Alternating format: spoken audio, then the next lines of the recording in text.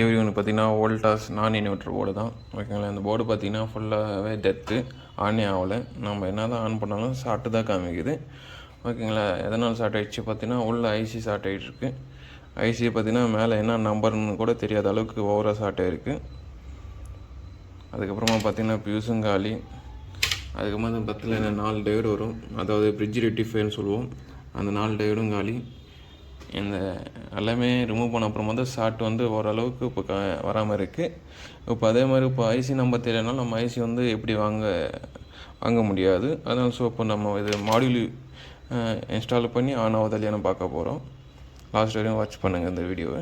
இப்போ பார்த்தீங்கன்னா லாஸ்ட் வரையும் ஐசியோட நம்பர் என்னென்னு தெரியல, டேட்டா ஷீட்டும் பார்க்க முடியல. அதனால் ட்ரெயினு சோர்ஸு அது மாதிரி எந்த ஒரு பின் அவுட்டும் நமக்கு தெரியல. மோஸ்ட்லி நம்ம இந்த மாதிரி மாடியூல் யூஸ் பண்ணுவோம், பட் இது வந்து என்னென்ன பின்னு எதுனானே தெரியாததுனால இப்போ டேரெக்டாக 12 வோல்ட் சப்ளை வச்சு நம்ம அவுட்புட்டு கொடுத்துருக்கோம்.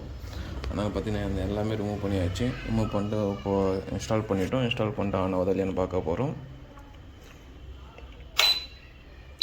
இப்போ பார்த்தீங்கன்னா சுவிட்ச் ஆன் பண்ணிட்டோன்னே அவுட்புட் வந்துடுச்சு, டிஸ்பிளேவும் ஆன் ஆகிடுச்சு.